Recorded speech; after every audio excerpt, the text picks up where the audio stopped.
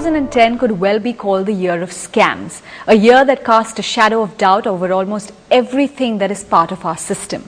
From the political class to the bureaucracy, the judiciary, corporate India, and even the media. How then does one shake off the cynicism, the depression, and the loss of faith and look forward with hope? We're going to put that and several other questions to internationally renowned spiritual guru, Sri Ravi Shankar. Thanks very much for being with us on CNN-IBN. At the outset, I'd like to ask you, is there a spiritual... 2010 could well be called the year of scams, a year that cast a shadow of doubt over almost everything that is part of our system.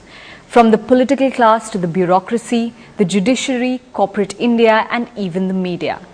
How then does one shake off the cynicism, the depression, and the loss of faith and look forward with hope? We're going to put that and several other questions to internationally renowned spiritual guru, Sri Ravi Shankar. Thanks very much for being with us on CNN-IBN. At the outset, I'd like to ask you, is there a spiritual cure for corruption? It's only spirituality that can cure corruption. Because spirituality that can bring about sense of belongingness. You know, corruption always begins where belongingness ends. Nobody will be corrupt with the person whom they think they belong to. We see a sense of frustration. You know, there's depression stemming from, all the news that's been coming in. I know you've said before that perhaps we focus too much on the negative news. How does one deal with that despair, where everyone seems to be getting away with whatever scams they are involved in, and it's finally the common man who suffers? First let me thank the media. But for the media, the scams would never have come out. I mean, in every field, including spirituality, this last year has been, as you said, has been disastrous in every field. If you see from one angle, another angle, you should thank the time that it has exposed all those dirt out so that you can clean the society now. You can get up, wake up and take some action regarding that.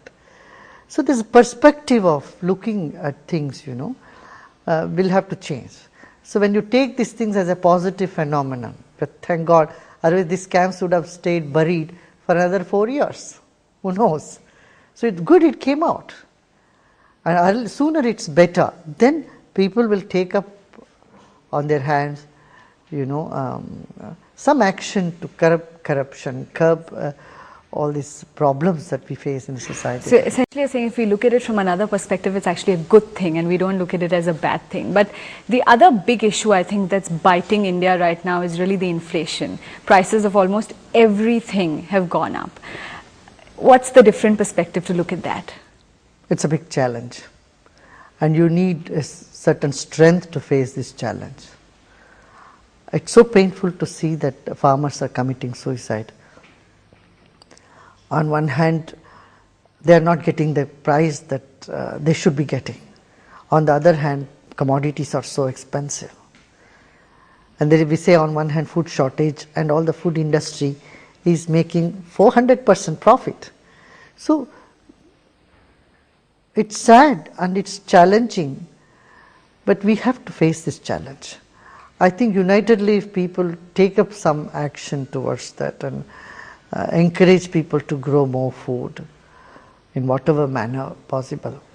I remember once when we had acute shortage of food in the 60s or 70s, there was such a wave of everyone cultivating some vegetable in their own home.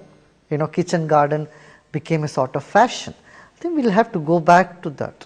We should request everyone to keep a pot of mud in your home and have a little kitchen garden. Yes, have a little kitchen garden. That actually brings me to a question that interestingly somebody on the web asked me when I put out on there that I would be interviewing you. And you talked about the farmers who are not getting the prices for their produce. So you're really talking about the people who are struggling for the basics like food, water and shelter. How do organizations like you, the Art of Living, how do you help them follow the spiritual path? Now, spiritual path is not limited to only the rich and affluent. In fact, it is not limited to any one community. Of course, for rich, it gives them a kind heart, a mind to do service. Not just think about only their children and their own generations, but also think about the neighbor, about the neighborhood, and help people who are in need out there. At the same time, for the poor people, it gives them self-confidence. It saves them from heartburn and hopelessness. It gives them that faith that we will cross over this difficult time as well. That inner strength to withhold and inner strength to withstand the crisis comes in them spontaneously. That's where I would say spirituality is essential to rich as well as the poor. Let's come to actually the class that's in between, let's put as the urban professional class, Just recently we had this incident in Delhi of road rage where, a person was killed simply why? Because somebody scratched his car. Increasingly on the roads, at workplaces, because of the stress, because of the traffic conditions. This is lack of spiritual education. So, exactly. How do you patience. Cure that? This is lack of patience, lack of broad-mindedness. We in urban areas, we bring up our children, our youths, just thinking about only themselves. They are not sensitive to others' feelings. They are not sensitive to situations, circumstances around them. They only think what they want, and so selfish and so narrow-minded education is responsible for such rages. We need to bring about our children in an environment of human values where spiritual values are taught to them. It's outrageous. You can't imagine an educated person, an urban person, that a pilot can do such a mistake. It's the sheer lack of spiritual education. You told me that spirituality it's not specific to any class. It can be followed by the rich as well as the poor. Another issue I'd like to bring up here that, many call or many say it's stemming from the divide and the sharp divide between the rich and the poor, the Naxal menace. How do you look upon that? Do you look upon that as, a kind of terrorism that needs to be cured, or do you think it's indeed a revolution that is coming from this sharp divide? There are two reasons for Naxalism. One is, of course, as you said, the divide between rich and poor. The second system is brainwashed about Maoism, about saying that democracy will not work in today's situation. This theology, I would call it theology, because when it gets so deeply ingrained in them, they say only violence is the way to get to the power. This type of indoctrination is the reason. Really poor people don't go into Naxalism, because even to buy guns and all those make bombs, you need some money. It's wrong indoctrination. Unfortunately, it's an internationally sponsored menace. But the boys who are involved in it, I tell you, they are very good and committed people. They are not bad people at all. I wish these people are given a chance to rule this country. Maybe they would do a lot better. They would bring sweeping changes because they have the commitment to serve the society. Unfortunately, violence has been their language. So I have been appealing to them again and again, shun the path of violence, take on to democracy. The entire society will be with you. The violence, I think, worldwide in some places is increasing. Intolerance, at least to a large extent, is increasing. Just in our neighboring country, we saw the assassination of Pakistan's Punjab governor Salman Taseer. A few months back, there was an attack at your ashram.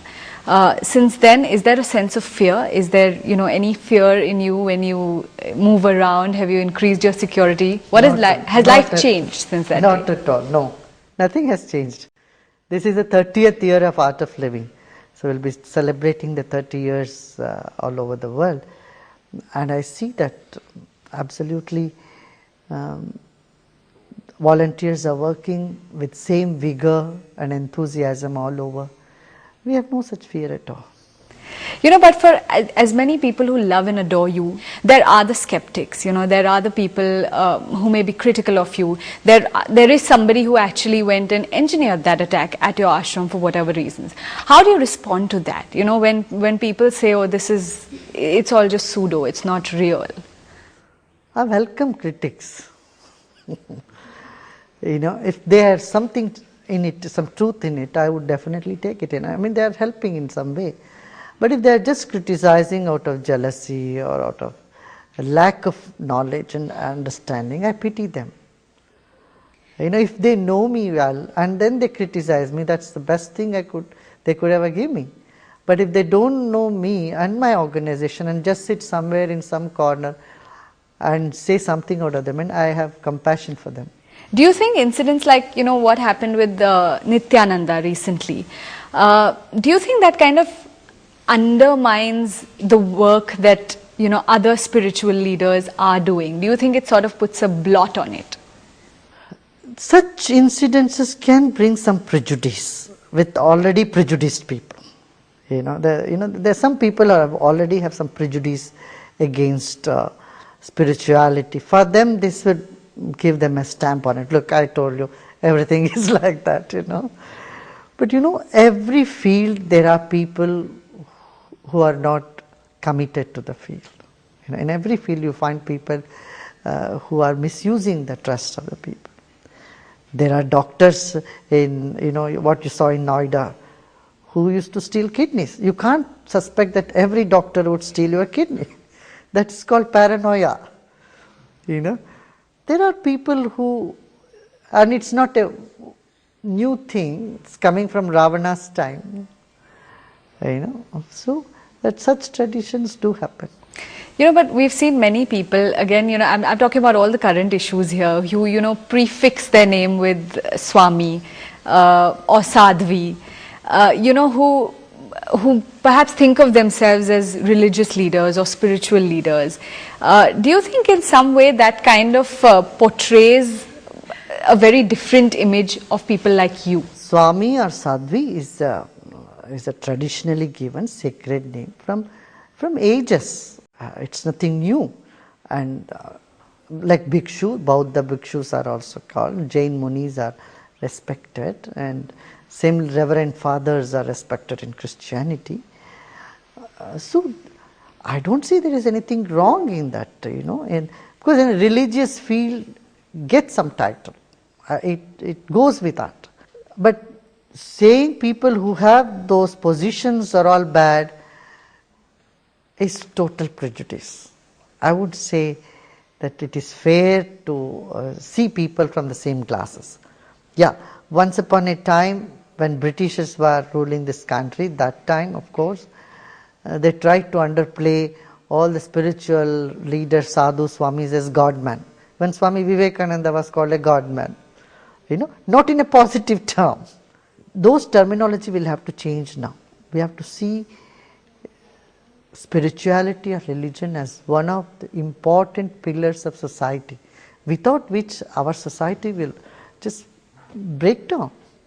Spirituality and religion together, interestingly, you team them together. How do you respond to this, phrase which has been used, it's been debated about, and, parties have lashed out at each other over this term saffron terror or Hindu terror that is being talked about so much these days? I won't comment on politicians coining words, but I would say that's all their election, vote bank politics or whatever. Hinduism, as far I have seen, or as far everybody knows, is the most tolerant of all the religions. Yes, there could have been some backlashes, because terrorism is not property of just one religion. Even you can find in Buddhism also, in Jainism also, when people are cornered and they get outraged and they react. But I would not say that Hinduism has sanctioned any form of terrorism any time in the history. Absolutely not. So you would not agree with the term? Terrorists are terrorists. Why do you have to attach them to a very ancient, sacred, most tolerant of the religion? I read somewhere when I was reading about you that you said you can count on your fingers the number of times you've got angry. Would you share with us when is the last time and why? When one of our volunteers who was working in the tsunami area didn't do the job he was supposed to do, didn't deliver to the people. And he was misusing the knowledge, he was trying to teach people, but at the same time misusing it. That was when I was lost angry. It was for 2004. When the tsunami 2004. So that's 6 years ago. Yeah. Interestingly, when I was driving in up here to meet you, I saw so many young people, who are ardent followers of you. They love you. What is this connect? Because, the new generation is very different from a generation that's, say, above 40 right now. They're question, very intelligent. Exactly. They question everything. So, how do you connect with them? Why do you think they connect with you so strongly? They're very intelligent. You don't need to convince them anything. They see where the truth is. They see what would benefit them. And they have been benefited by what I have been saying, So people who come to me are all those who have already taken the program and who have been benefited by that and who would like to progress more in this path. Do you think more youngsters need to, follow the spiritual path?